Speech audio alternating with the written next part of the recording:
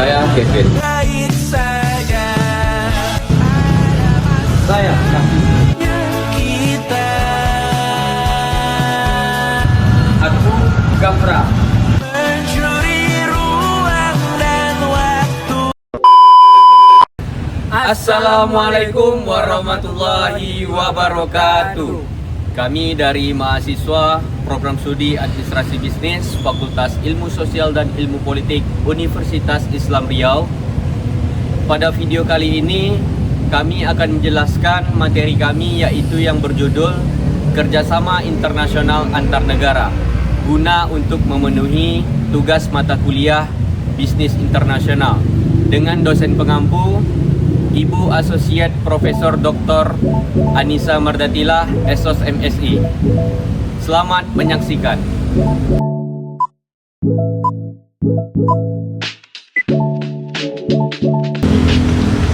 Kerjasama internasional antar negara. Teman-teman tahu nggak apa itu kerjasama?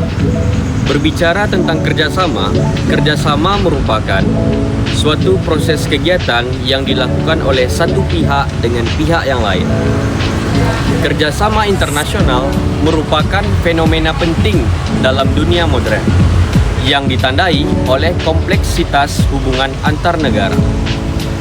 Dalam konteks globalisasi, tidak ada negara yang sepenuhnya dapat hidup mandiri tanpa keterlibatan pihak lain.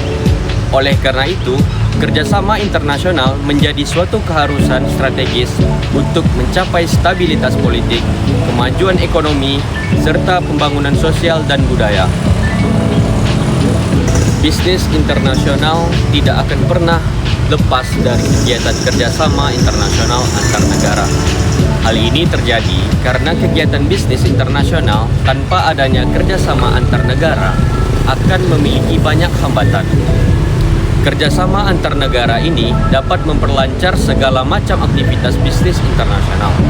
Kegiatan bisnis internasional bukan saja kegiatan bisnis to bisnis, tetapi juga harus melibatkan pemerintah ataupun government to government, apalagi yang berkaitan dengan kebijakan yang harus diambil oleh pemerintah, menyangkut investasi dan lain-lainnya. Dalam prakteknya, kerjasama ini diwujudkan melalui perjanjian bilateral, aliansi regional, hingga keanggotaan di dalam sebuah organisasi internasional seperti PBB, WTO, dan ASEAN. Adapun beberapa bentuk kerjasama internasional. Yang pertama, berdasarkan wilayah, ada bentuk kerjasama bilateral yang dilakukan oleh dua negara, contohnya Indonesia dan Jepang. Yang kedua, bentuk kerjasama regional antar negara dalam satu kawasan, contohnya itu ASEAN.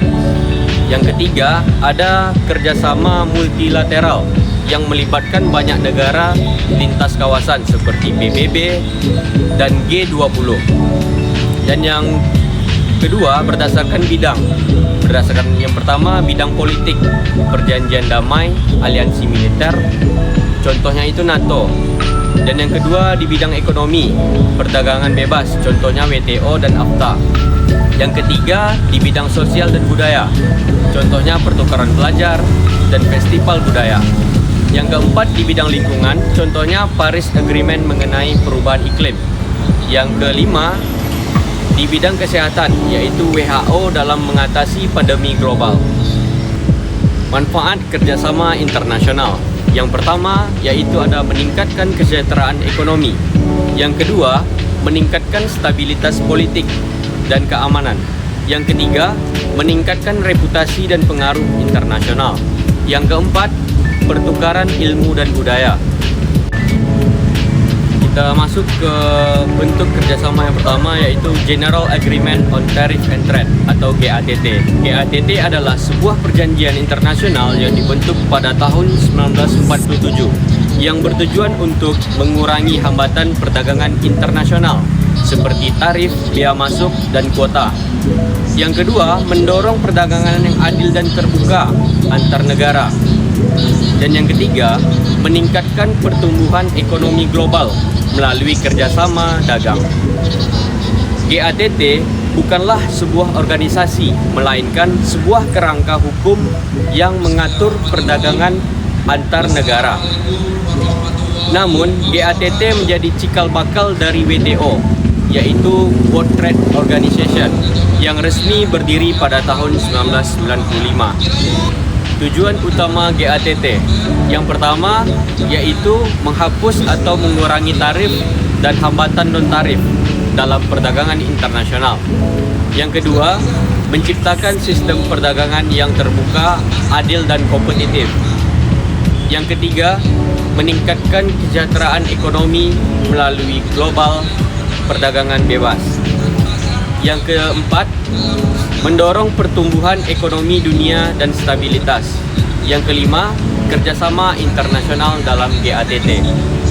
Kerjasama internasional dalam GATT dilakukan melalui beberapa cara, yaitu yang pertama, negosiasi ataupun dengan cara negosiasi.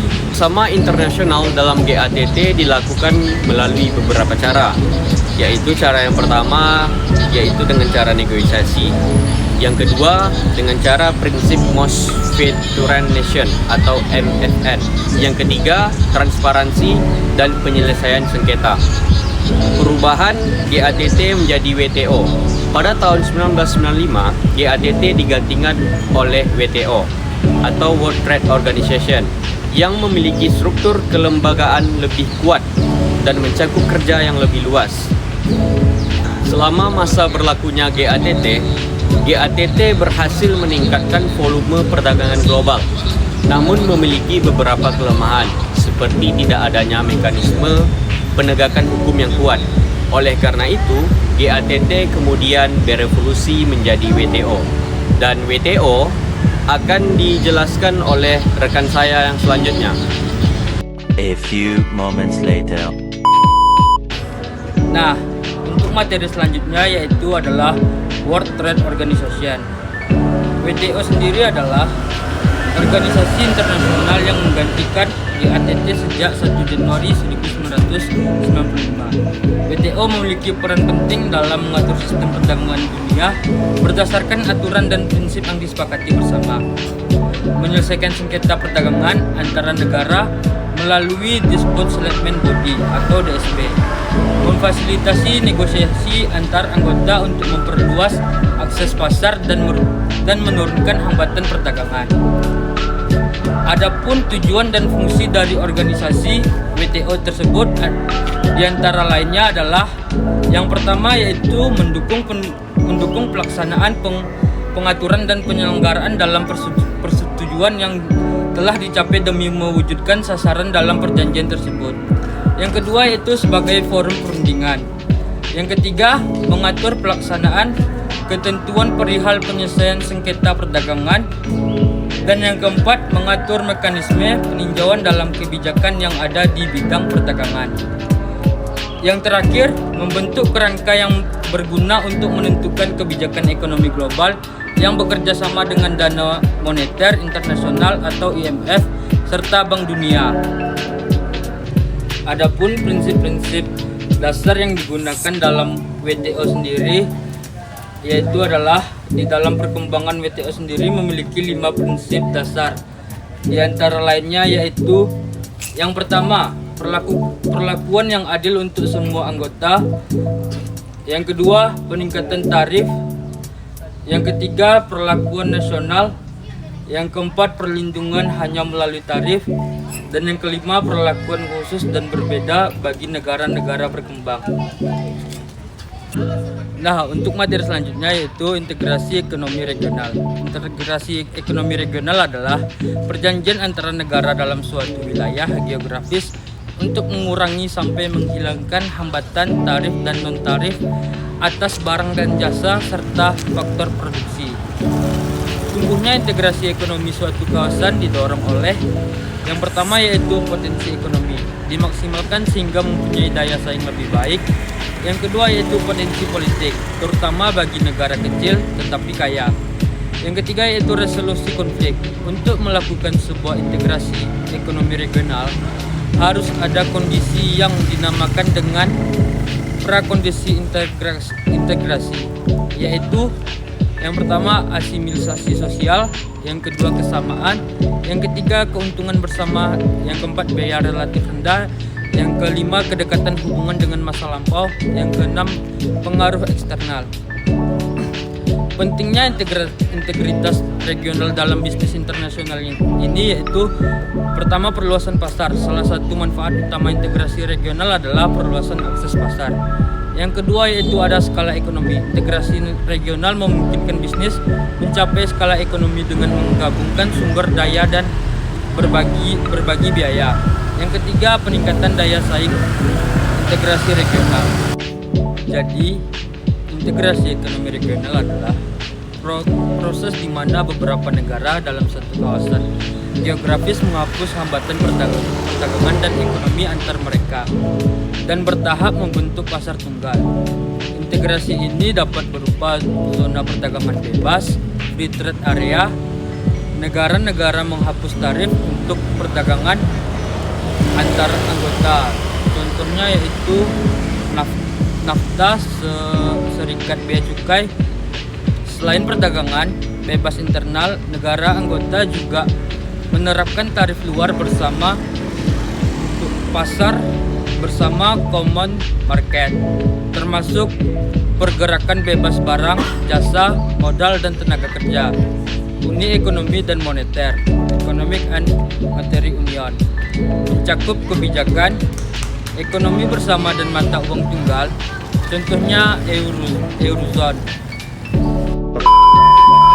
Materi selanjutnya yaitu sejarah kerjasama pembangunan Indonesia dengan Uni Eropa. Berdasarkan sejarahnya, hubungan kerjasama antara Indonesia dan Uni Eropa sudah berjalan cukup lama, sejak tahun 1967, saat Uni Eropa masih berupa European Economic Community atau EEC. Keberlangsungan antara kerjasama keduanya mengalami peningkatan sejak tahun 2000, ketika Uni Eropa mengeluarkan sebuah kebijakan yang berjudul Developing Closer Relation Between Indonesia and the European Union. Pada pertemuan di Luxembourg pada tanggal 14 Juni tahun 2000, disepakatilah sebuah forum konsultasi bilateral yang pada kemudian hari menjadi pembuka bagi kerjasama lanjutan antara keduanya, khususnya kerjasama pembangunan. Alasan Indonesia dan Uni Eropa bersama yaitu terdapat 4 alasan utama menurut peneliti yang menyebabkan kerjasama antara Indonesia dan Uni Eropa berjalan dengan baik. Yang pertama yaitu posisi tawar Uni Eropa yang memiliki lebih dari 500 juta penduduk, yang merupakan seperempat dari PDB global dan 1/5 dari jumlah perdagangan dunia. Dan yang kedua yaitu itikat baik serta komitmen Uni Eropa dalam membantu pembangunan negara-negara di dunia. Uni Eropa yang terdiri dari 28 negara memiliki tradisi mempromosikan pembangunan dengan total dana yang diberikan ke seluruh dunia sebesar 55 miliar euro pada tahun 2012. Ketiga, posisi tawar Uni Eropa sebagai kekuatan ekonomi dan politik global yang mendorong mereka melakukan berbagai kerjasama, khususnya di Asia dalam kerangka multilateralisme. Dan yang keempat, karena Uni Eropa merupakan salah satu penyumbang dana terbanyak untuk pendidikan di Indonesia. Keuntungan secara praktis dari adanya kerjasama ini dapat dilihat dari dua sisi, dari pihak Indonesia dan pihak Uni Eropa. Jika dilihat dari pihak Indonesia, adanya kerjasama pembangunan ini memberikan mereka bantuan dana dalam menyelenggarakan program pembangunan di beberapa sektor yang disepakati, yaitu sektor pendidikan, lingkungan hidup, dan penegakan hukum, serta juga meliputi penyelenggaraan tata pemerintah yang baik.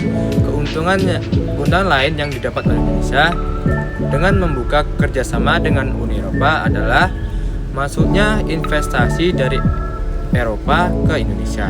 Hal ini ditunjukkan dengan jumlah perdagangan bilateral antara Indonesia dan Uni Eropa yang mencapai angka 20,14 miliar euro dan terus meningkat sejak tahun 2008. Selain itu, dengan terjadinya hubungan baik antara keduanya, Indonesia juga mendapat keuntungan dari ekspor barang-barang ke Eropa sebesar 15,45 miliar dolar Amerika. Dan keuntungan lainnya yang didapat oleh Uni Eropa adalah penyebaran nilai demokrasi dan hak asasi manusia di kawasan Asia Tenggara melalui kerjasama dengan Indonesia yang merupakan negara strategis di kawasan. Menempatkan penyebaran isu tersebut akan juga diperhatikan dalam organisasi kawasan Asia Tenggara atau secara khusus di negara-negara Asia Tenggara lainnya. Nah, materi selanjutnya yaitu Masyarakat Ekonomi ASEAN atau MEA. Masyarakat Ekonomi ASEAN atau MEA atau ASEAN Economic Community atau AEC adalah upaya integrasi ekonomi antar negara-negara ASEAN yang bertujuan membentuk kawasan ekonomi terintegrasi dengan mengurangi hambatan perdagangan dan mempermudah arus barang, jasa, investasi, dan tenaga kerja terampil. Penerapan MEA pada dasarnya adalah langkah menuju terbentuknya pasar bebas di kawasan Asia Tenggara yang memiliki dampak penting bagi perekonomian negara-negara anggota, termasuk Indonesia. Dalam teori integrasi ekonomi yang diajukan oleh Spinner tahun 1950 dan Balassa 1961, dikatakan bahwa peningkatan integrasi ekonomi dapat membawa manfaat dalam bentuk peningkatan kesejahteraan bagi negara-negara yang terlibat. Hal ini terjadi dengan cara menghilangkan diskriminasi ekonomi serta meningkatkan kolaborasi di sektor-sektor seperti perdagangan barang, jasa, dan tenaga kerja. Sebagai negara anggota ASEAN, Indonesia diharapkan mampu memanfaatkan MEA guna merangsang pertumbuhan ekonomi dengan mendorong peningkatan daya saing dan efisiensi. Pada tanggal 31 Desember 2015, terbentuklah Masyarakat Ekonomi ASEAN atau MEA dengan tujuan yang mulia untuk menciptakan pasar bebas di kawasan Asia Tenggara. Sebelum MEA, Indonesia dihadapkan dengan berbagai tantangan dalam pertumbuhan ekonominya seperti tingkat kemiskinan dan pengangguran yang tinggi. Namun setelah pelaksanaan MEA, terlihat peningkatan yang signifikan dalam pertumbuhan ekonomi Indonesia. Sebelum penerapan MEA, pertumbuhan ekonomi Indonesia mengalami masa stagnan. Meskipun pertumbuhan stabil dalam kisaran 5-6% per tahun, namun hal tersebut masih belum dapat mengatasi tantangan utama yang meliputi tingkat kemiskinan dan pengangguran yang cukup tinggi. Sesudah MEA diterapkan, Indonesia menunjukkan indikasi kemajuan dalam sektor ekonominya. Pada tahun 2016, terjadi pertumbuhan ekonomi sebesar 5,02% yang kemudian mengalami peningkatan menjadi 5,05% pada tahun 2023. Selain itu, pengaruh MEA terlihat dari penurunan yang cukup signifikan dalam tingkat kemiskinan yang sebelum sekitar 10% kini berada pada tingkat yang lebih rendah. Ini menunjukkan keberhasilan upaya dalam meningkatkan kesejahteraan masyarakat.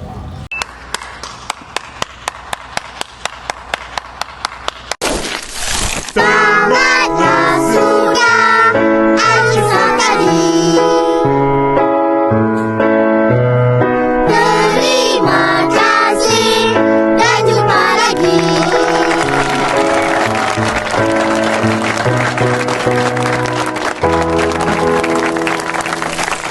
Sekian video dari kami. Terima kasih sudah menonton. Bye bye.